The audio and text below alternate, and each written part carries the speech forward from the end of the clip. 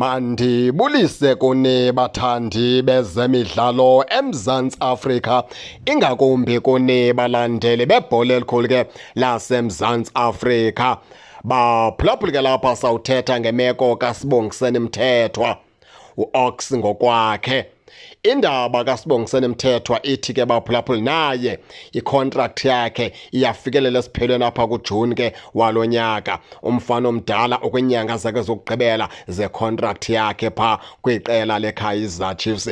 Abamele yena ke uSibongiseni Mthethwa bathi ke iKaizer Chiefs ke ayikezi ngaphambili kudala ke bezama ukuyishukumisa into okubana mayicacise into okubana ke ithini na ngemeko kanye ngekamva likaSibongiseni Mthethwa. iKaizer Chiefs kwela icala itheke ayifuni ukuyingxamela le meko kaSibongiseni Mthethwa ngoba uSibongiseni Mthethwa lo usephansi komonzakalo, usene-injury pha kwiqela leKaizer Chiefs ke. Bathi mhlawumbi ke impendulo ethe ncakasana bangeza nayo ke ekupheleni kwale season into okubana ke ithini na imeko kaSibongiseni Mthethwa neqela ke leKaizer Chiefs. Okwangoku imanagement eKaizer Chiefs ithi ke isafocuse ekonzakaleni kaSibongiseni Mthethwa nasekubuyeni kwakhe joyine ke iteam le iKaizer Chiefs esuka pha kumonzakalo.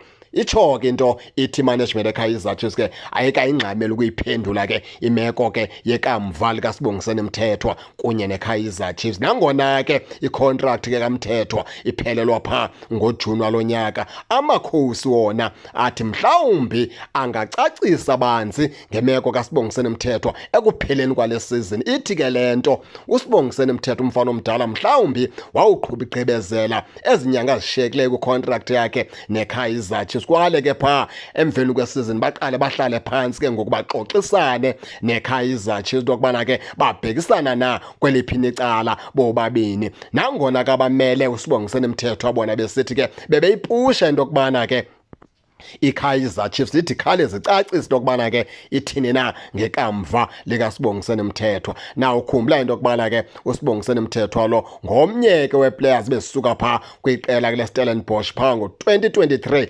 ukujoyina kwakhe iKaizer Chiefs. Futhi umfana omdala ke ndikhumbula kakuhle wayeyiplayer bafana xa esuka pha kwiqela leStellenbosch onyathela pha kwiKaizer Chiefs. Usukela oko ke wathi wanyathela pha kwiKaizer Chiefs umfana omdala zangaphinda lubeke kwibafana zangaphinda benayo la nyweba yokunxiba ijezi lebafana uSibongiseni Mthethwa. Sithetha ke lapha ke ngoOks ngokwakhe. uOks ke umfana omdala besagqibezela umonzakalo wakhe pha kwiqela ke leKaizer Chiefs ke besike sazithi rhekethe indaba zokubana ke umfana omdala ngomnye wabadlali bekumele bakhe baqalisa ke ukuzilolonga pha kule veki neqela nezinye players pha kwiKaizer Chiefs. Kodwa ke asikayifumanisa incakasana ke into ethi ke uOks ubuyile. Ekuqaleni ke njengoba wayelimele uOks baye bathi ke abasondele kufutshane nogqirha neengcali zeKaizer Chiefs uOks lo uyawubuya pha ngoMatshi. Gqikhaphi ke ngoku apha ezintsukwini bathi ke